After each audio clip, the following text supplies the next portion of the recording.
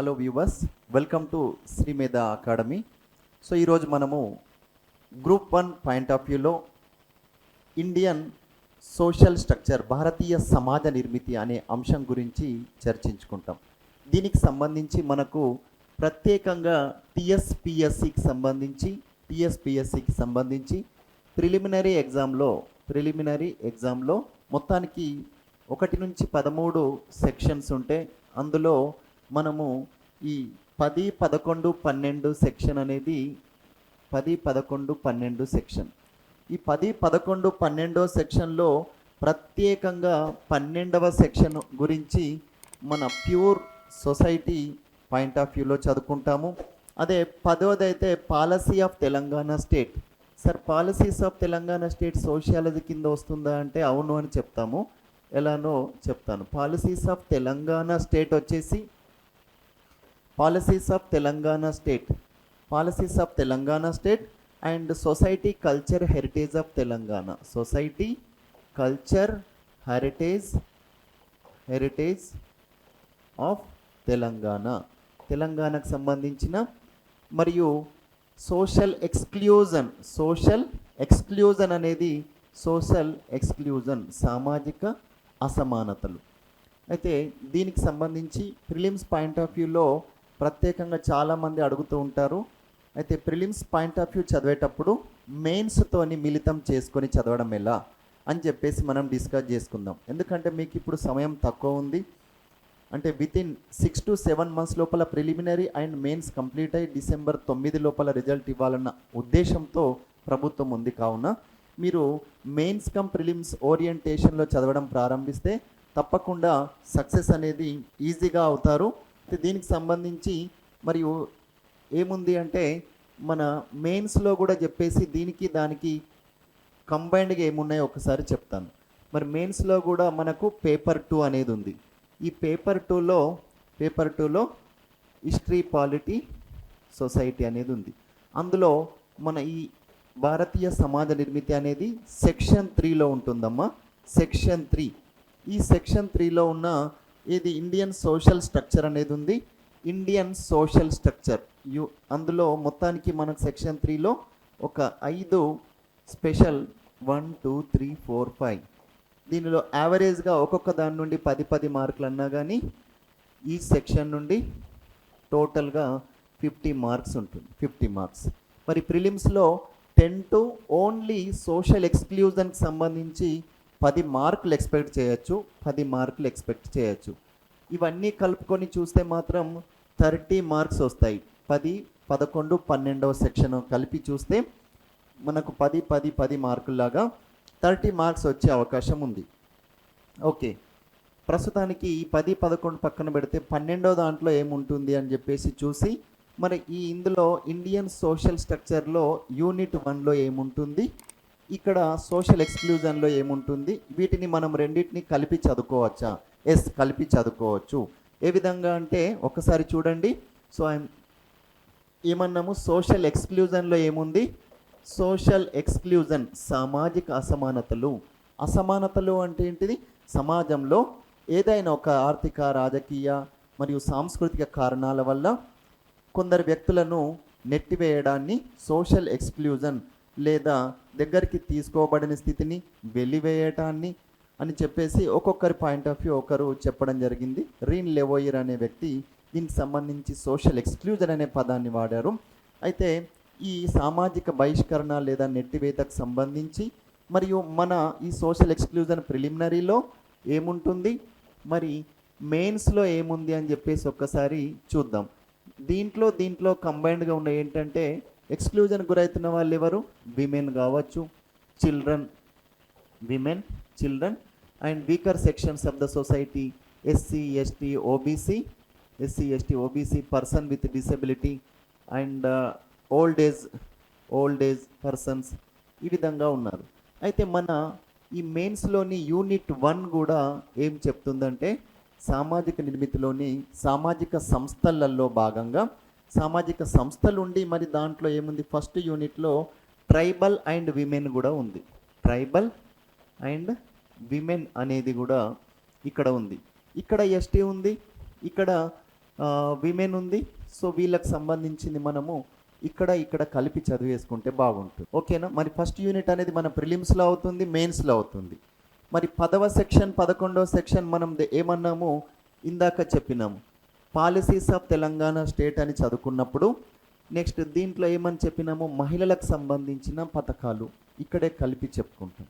అలా కలిపి చదువుకుంటే మీరు 10వ సెక్షను మళ్ళీ నాకు సార్ సొసైటీలో యూనిట్ 1లో విమెన్ ఉంది కదా, మళ్ళీ యూనిట్ 5లో మహిళా సంక్షేమ పథకాలు ఉంది కదా సార్ అని చెప్పేసి అనుకుంటాం. ఇవన్నీ కలిపి మళ్ళీ ఒక్క దగ్గరనే మీకు మేము అందుబాటులోకి తీసుకొచ్చి ఒక సిస్టమేటిక్ నోట్స్ ఇస్తాము. మళ్ళీ మీరు ప్రిలిమ్స్ మళ్ళీ మెయిన్స్ చదివి గజ్బిజ్ కావాల్సిన అవసరం లేదు. మరి ఎప్పుడైతే నువ్వు 10, 11వ సెక్షన్ కూడా తరో ఉంటావో అప్పుడే మనం 12వ సెక్షన్ని కూడా కలిపి మెయిన్స్లో విమెన్కి సంబంధించి డాటా అనేది మీ దగ్గర ఉంటుంది. అంతేగాని నేను ఓన్లీ ప్రత్యేకంగా విమెన్ సెపరేట్ చదువుకుంటాను అంటే కుదరదు. మెయిన్స్లో ఎలా ఉంటుంది అంటే మహిళ అంటే మహిళలకు సంబంధించిన ఇష్యూస్ ఏంటి, మహిళలకు సంబంధించిన 5వ యూనిట్లో ఉన్న మన ఈ యూనిట్ 5 అనేది ఉంటుంది. మెయిన్స్లో టోటల్ 5 యూనిట్స్ అన్నాం కదా, ఈ 5 యూనిట్స్లో 3, 4, 5 ఈ 5th యూనిట్లోని మహిళల స్కీమ్స్ కూడా వెల్ఫేర్ స్కీమ్స్.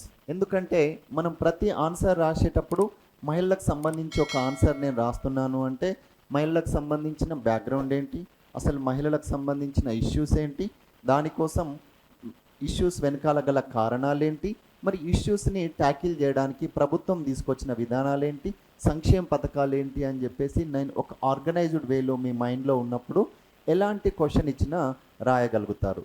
అందుకోసం దీన్ని వేరు దాన్ని వేరు అని చూడకండి దయచేసి. ఎప్పుడైతే మనం mains come prelims point of వ్యూలో చదువుకుంటే మీకు ఇప్పుడే ప్రిలిమ్స్ టైంలోనే ఈ సొసైటీ పార్ట్ కంప్లీట్ చేసుకుంటే మీరు ఇంకా నెక్స్ట్ జనరల్ ఎస్ఏ మీద అప్పటిదప్పుడు అప్డేట్ చేసుకొని రివిజన్ చేయడానికి కోసం సమయం అనేది ఉంటుంది. అందుకోసం ప్రిపరేషన్ ఇప్పుడే స్టార్ట్ చేయండి.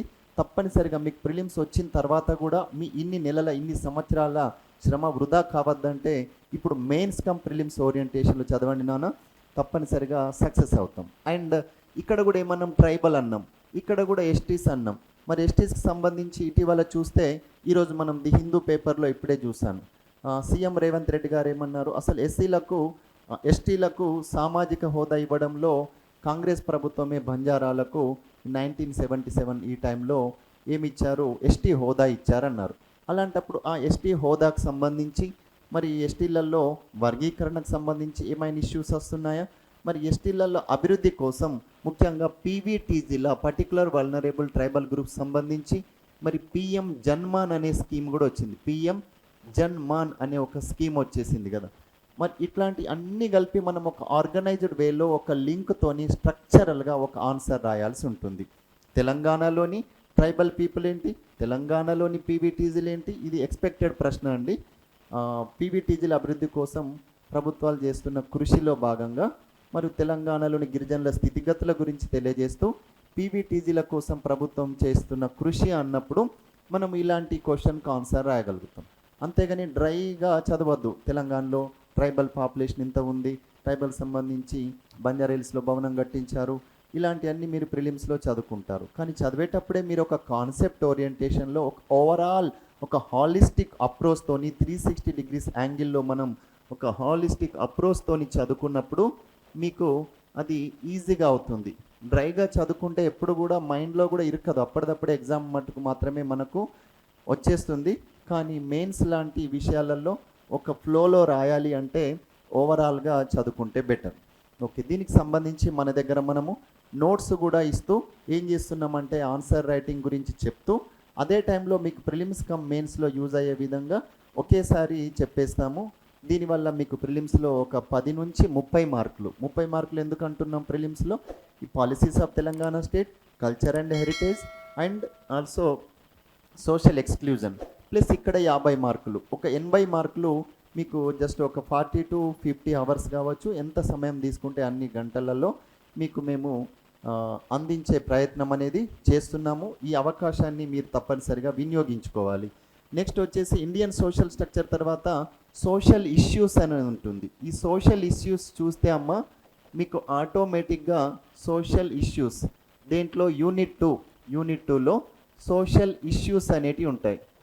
ఈ సోషల్ ఇష్యూస్ అనేది మనం చదువుకుంటే మీరు జనరల్ ఎస్సేలో తెలంగాణ స్పెసిఫిక్ సోషల్ ఇష్యూస్ మీద కంపల్సరీ ఒక క్వశ్చన్ అడుగుతుంది. అంటే మన సొసైటీ చదువుకుంటే మీకు చెప్పినట్టు 30 మార్కులు ప్రిలిమ్స్లో, మరియు సోషల్ స్ట్రక్చర్ వచ్చేసి 50 మార్కులు మెయిన్స్లో, మళ్ళీ ఇంకా 50 మార్కులు వచ్చేసి ఎస్ఏ రైటింగ్లో కూడా యూజ్ అవుతాయి. ఇదే points India specific social issues అడిగినా కానీ, తెలంగాణ స్పెసిఫిక్ అడిగినా కానీ, అఫ్కోర్స్ ఇంటర్నేషనల్ అడిగితే మాత్రం కొన్ని మాత్రం మన ఇండియా పాయింట్ ఆఫ్ వ్యూలో ఉన్న వాటిని యాడ్ చేస్తూ రాస్తాం. అప్పుడు మనం ఈ ఎస్ఏ రైటింగ్లో కూడా సోషల్ ఇష్యూస్లో విమెన్ బేస్డ్ ఇవ్వచ్చు, ట్రైబల్స్ ఇష్యూస్ ఇవ్వచ్చు, లేదా చిల్డ్రన్, ఇటీవల హ్యూమన్ ట్రాఫికింగ్, డ్రగ్ అబ్యూజ్ కావచ్చు, మరియు బాలలకు సంబంధించిన పోషణకు సంబంధించిన అంశం కావచ్చు. హ్యూమన్ ట్రాఫికింగ్ గురించి కూడా ఎక్స్పెక్టెడ్ క్వశ్చన్ అనేది ఉంది. మరియు బాల కార్మికత, వీటన్నింటి మీద హైలైట్ చేస్తూ రాయమని చెప్పేసి ఒక ఎస్సే అడిగినప్పుడు మళ్ళీ మనము సొసైటీలో నేర్చుకున్న అంశాలని అక్కడ తీసుకెళ్ళి అక్కడ ఒక వేరే విధంగా ఇంకా కొంచెం ఎలాబరేట్ చేస్తూ 50 మార్కులు కావున అక్కడ ఆ విధంగా రాస్తాం మనము. అట్లాంటి సోషల్ ఇష్యూస్ కూడా మనకు ఇక్కడే కవర్ అవుతాయి. రైట్. ఈ సోషల్ ఇష్యూస్లలో ఎవరి గురించి సోషల్ ఇష్యూస్ ఉంటాయి? హ్యూమన్ ట్రాఫికింగ్ అని చెప్పాము, ఇందాక ఏమని చెప్పాము, సోషల్ ఇష్యూస్లో క్యాస్టిజం కావచ్చు, కమ్యూనలిజం కావచ్చు. క్యాస్టిజం బేసిక్ మీద ఇప్పుడు రాష్ట్రాలలో జరుగుతున్న అల్లర్లు, మరి బీహార్లోని కుల గణన కావచ్చు, ఈ పరువు హత్యలకు సంబంధించి అంశాలు, వీటన్నిటిని క్యాస్టిజం బేస్ మీద తీసుకుంటాం. ఇంకా వచ్చేసి మనం సోషల్ మూమెంట్స్లో ఎక్స్పెక్టెడ్ సోషల్ మూమెంట్ థర్డ్ యూనిట్లో వచ్చేసి యూనిట్ 3లో సోషల్ మూమెంట్స్ అనే దాంట్లో ఉంది కదా. ఈ సోషల్ మూమెంట్స్లో చూస్తే మళ్ళీ మనకు ట్రైబల్ మూమెంట్స్, తర్వాత షెడ్యూల్ కులాల ఉద్యమాలు, మధ్యతరగతి వారికి సంబంధించిన ఉద్యమాలు, మళ్ళీ అటానమస్ మూమెంట్, స్వయం ప్రతిపత్తి ఉద్యమాలు, ఇవన్నీ వస్తున్న నేపథ్యంలో మళ్ళీ మనకు మణిపూర్, అస్సాంలకు సంబంధించిన అంశాల మీద హైలైట్ చేస్తూ అయితే కరెంట్ వాటితోని, ప్రస్తుతం జరుగుతున్న వాటితోని అనుసంధానించి రాయాల్సి ఉంటుంది మన సొసైటీలో. మళ్ళీ 100% ఎక్స్పెక్టెడ్ క్వశ్చన్ ఏంటంటే ఫార్మర్స్కి సంబంధించి ఇప్పుడు రైతుల ధర్నా అనేది ఢిల్లీలో జరుగుతుంది. ఈరోజు మనం చూసినాం కదా, ఢిల్లీలో జరుగుతున్న ఈ ధర్నాకు సంబంధించి అసలు రైతుల చట్టాలేంటి, రైతులకు సంబంధించిన ఎడ్యుకేషన్స్ ఎక్కడి నుండి వస్తున్నాయి, మరియు ఈ కిసాన్ ముక్తి మోర్చా, మరి తర్వాత కిసాన్ మోర్చా అని పొలిటికల్లీ మోటివేటెడ్ ఒకటి, జస్ట్ ఎన్జిఓస్ ఒకటి, వీళ్ళకి సంబంధించి సపోర్ట్ చేస్తున్న వాళ్ళు ఎవరు, మరి దీనికి సంబంధించిన ఇష్యూస్, పాపం రైతులు ఎందుకు కనీస మద్దతు ధర కోసమా, సబ్సిడీల కోసమా, మరి ఈ దళారీ వ్యవస్థను అంతం చేయడానికి కోసమా, రైతులకు తీసుకొచ్చిన చట్టాలతోని వారి యొక్క ఆదాయాన్ని రెట్టింపు చేయడం ఎలా అని చెప్పేసి ఎంఎస్ స్వామినాథన్ కమిటీ సిఫార్సులను అమలు చేయండి అని చెప్పేసి, వాళ్ళ ఇష్యూస్ ఏమున్నాయని చెప్పేసి వాటి అన్నింటి గురించి ఒక ఐడియా ఉంటే మనము ఇదే దాన్ని ఎస్ఏలో కూడా అడిగే అవకాశం ఉంది. ఇదే అంశాన్ని మనకు ఫార్మర్స్ డిస్ట్రెస్ అని చెప్పేసి ప్రత్యేకంగా మనకు ఉంచడం జరిగింది టాపిక్లో. ఈ ఫార్మర్స్ సంబంధించిన రైతుల యొక్క మూమెంట్స్, ఉద్యమాలు ఏవైతున్నాయో వాటి గురించి తప్పనిసరిగా మనం అధ్యయనం చేస్తాము. అయితే సొసైటీలో మనకు రిపీటెడ్ క్వశ్చన్స్ వస్తాయా సార్, ఎలా అని చెప్పేసి అడుగుతారు. అఫ్కోర్స్ రిపీటెడ్ క్వశ్చన్స్ వచ్చినా కానీ ప్రస్తుతం ఉన్న వాటితోని అనుసంధానమైన ప్రశ్నలు మాత్రమే ఉంటాయి. కరెంట్ అఫైర్స్తో అనుసంధానమైనవి ఉంటాయి. ఎందుకు, ఇప్పుడు మనకు వివాహం అనే టాపిక్ ఉందనుకోండి, వివాహంలో మళ్ళీ ఎల్జిబిటీలకు సంబంధించి, స్వలింగ సంపర్కాల వివాహాలకు సంబంధించి సుప్రీంకోర్టు జడ్జిమెంట్ డివై చంద్రచూడ్ గారు ఇచ్చిన దాని మీద ప్రభుత్వాలు ఇంకా కొన్ని ఏమైనా చట్టాలలో మార్పులు తీసుకురావాలని ప్రభుత్వాన్ని ఆదేశించడము, ఇలాంటి అంశాల మీద ప్రజెంట్ ఇష్యూస్ ఏమవుతున్నాయో వాటి మీద కలిపి ఒక 5 మార్క్స్ ప్రజెంట్ది, 5 మార్క్స్ ఓల్డ్ది, మన ప్యూర్ సొసైటీ పాయింట్ ఆఫ్ వ్యూలో ఉండే అవకాశం అనేది ఉంటుంది. అందుకోసం మనం సోషియాలజీ అంటే ఒక స్టాటిక్ పోర్షన్ లాగా చదవకుండా దీన్ని ప్రస్తుతం ఉన్న వాటితో అనుసంధానించి చదువుతాం. మరి సార్ బుక్స్ ఏం చదవాలి అని చెప్పేసి చాలామంది అడుగుతున్నారు. కావున బుక్స్ అంటే మన తెలుగు అకాడమీ బుక్స్ ఉన్నవి, అంతేకాకుండా మన శ్రీమేధ తరఫున మనం ఒక ప్రత్యేకంగా మెటీరియల్ అనేది డిజైన్ చేసినాము. దాంట్లో మనకు మెయిన్స్లో ఒక్కొక్క టాపిక్ వైజ్గా ఒక్కొక్క వర్డ్, టాపిక్లోని ఒక వర్డ్ మీద ఒక 5 క్వశ్చన్స్ కూడా తీసి వాటిని మీకు అందిస్తున్నాము. వీటిని మీరు వినియోగించుకోగలరు. ఎందుకంటే అన్ని ప్లేసులలో అక్కడ ఇక్కడ మెటీరియల్ గ్యాదర్ చేసుకొని 10 చదివే బదులు ఒక్క మెటీరియల్ని మనం తరోగా చదివితే 100% సక్సెస్ అవుతాము. మిగతా మాత్రం మీరు మీ ప్రిపరేషన్లో భాగంగా ప్రతిరోజు న్యూస్ పేపర్ చదవడము, మన సిలబస్లోని సొసైటీ పాయింట్ ఆఫ్ వ్యూలో ఏమున్నాయని చెప్పేసి వాటికి అసోసియేట్ చేస్తూ చదువుకోండి. అప్పుడే మనము ఇంకా రియల్ ట్రాక్లో ఉంటాము. నెక్స్ట్ ఇదైన తర్వాత ఫోర్త్ వన్ వచ్చేసి Telangana specific social issues. Telangana ప్రాంతంలోని ప్రత్యేకమైన సోషల్ ఇష్యూస్లో ఏవైతే ఉన్నాయో వీటిని మనం నేషనల్ పాయింట్ ఆఫ్ వ్యూలో కూడా అడగొచ్చు. Social issues for example urbanisation కావచ్చు, మైగ్రేషన్ కావచ్చు. ఈ అర్బనైజేషన్ మైగ్రేషన్ ఏదైతే ఉందో మీకు ఇటు జాగ్రఫీలో కూడా వస్తుంది, మళ్ళీ తర్వాత ఎకానమీలో కూడా వస్తుంది, మన సొసైటీ పాయింట్ ఆఫ్ వ్యూలో కూడా వస్తుంది. అలా వచ్చినప్పుడు మన ఇండియన్ సొసైటీ పాయింట్ ఆఫ్ వ్యూలో ఆన్సర్ ఎలా రాయాలి, దీన్నే నేను ఎకానమీలో అడిగితే ఎలా రాయాలి, దీన్నే మనము ఇంకేమన్నాము జాగ్రఫీ పాయింట్ ఆఫ్ వ్యూలో అడిగితే అసలు వలసలు ప్రత్యేక ప్రాంతాల నుండి ఎందుకు వలసలు వెళ్ళాల్సి వస్తుంది, అక్కడ ఉన్న భౌగోళిక పరిస్థితులు కారణమా, వాతావరణ పరిస్థితులు ప్రభావ కారణమా అని మీరు జాగ్రఫీలో చదువుకుంటారు. ఎకానమీ పాయింట్ ఆఫ్ వ్యూలో వాళ్ళు చదువుకునేటప్పుడు వేరే ఉంటుంది. మన సోషల్ ఫ్యాక్టర్స్ ఏంటి, అసలు ఒక వ్యక్తి ఫలానా ప్రాంతానికి వెళ్ళి వలస వెళ్ళడానికి గల వెనకాల ఉన్న పుషింగ్ ఫ్యాక్టర్స్ ఏంటి, పుల్ ఫ్యాక్టర్స్ ఏంటి, ఇట్లాంటి అంశాలన్నీ మనం అన్ని డైమెన్షన్స్లలో చదివి రాసుకునేగలిగే కెపాసిటెన్స్ అనేది మనం బిల్డప్ చేసుకోవాల్సి ఉంటుంది. తెలంగాణ స్పెసిఫిక్ సోషల్ ఇష్యూస్లలో మళ్ళీ వీవర్స్ డిస్ట్రెస్ కూడా, వీవర్స్ దీంట్లో కూడా ఫార్మర్స్ వస్తారు, మైగ్రేషన్ కూడా వస్తుంది, వలసలు కూడా వస్తారు, వలసలు కూడా వస్తాయి. ఇంకేముంటాయి, వెట్టి చాకిరి, జోగిని దేవదాసి సిస్టమ్. అఫ్కోర్స్ ప్రిలిమ్స్లో చాలా ఇంపార్టెంట్. ప్రస్తుతం ఈ వ్యవస్థ అంతగా లేనప్పటికీ కూడా హ్యూమన్ ట్రాఫికింగ్ కింద రాసేటప్పుడు రాస్తాము. ఫ్లోరోసిస్ సమస్య అయితే పూర్తిగా మనము నిర్మూలించగలిగినాము. తర్వాత farmers, weavers distress, child labour సంబంధించి మనకు ప్రిలిమ్స్లో, మెయిన్స్లో ఎక్కడ చూసినా చిల్డ్రన్ యొక్క ఇష్యూస్ని ఎప్పటికప్పుడు మనం అప్డేట్ చేసుకుంటూ ఉంటాము. చైల్డ్ లేబర్ కావచ్చు, ఇవన్నీ అంశాల మీద అధ్యయనం చేయవలసి ఉంటుంది. ఇంకా ఫైనల్గా వచ్చేసి social policies and welfare programmes, అందులో ఇంక్లూజివ్ డెవలప్మెంట్ అన్నారు. అందులో ఈ సోషల్ పాలసీస్ అండ్ వెల్ఫేర్ ప్రోగ్రాంలో ఇంక్లూజివ్ పాలసీస్లో భాగంగా సోషల్ పాలసీస్, సామాజిక సాధికారత అభివృద్ధి పథకాలు మరియు సంక్షేమ పథకాల గురించి welfare programmes and schemes, welfare schemes అనొచ్చు. ఈ స్కీమ్స్లలో మళ్ళీ ఎస్సీ, ఎస్టీ, విమెన్,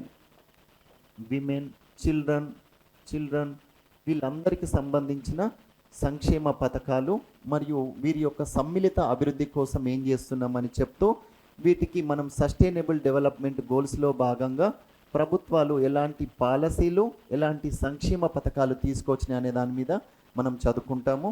దీంతోపాటు మీరు కోచింగ్ వచ్చే ముందే అసలు సస్టైనబుల్ డెవలప్మెంట్ గోల్స్ అంటే ఏంటి, ఈ సిలబస్లో ఉన్న ఈ 5 యూనిట్లు, ప్రిలిమ్స్లో ఉన్న 10, 11, 12 యూనిట్లు మన క్లాస్కి వచ్చే ముందు మీరు తరవై రండి.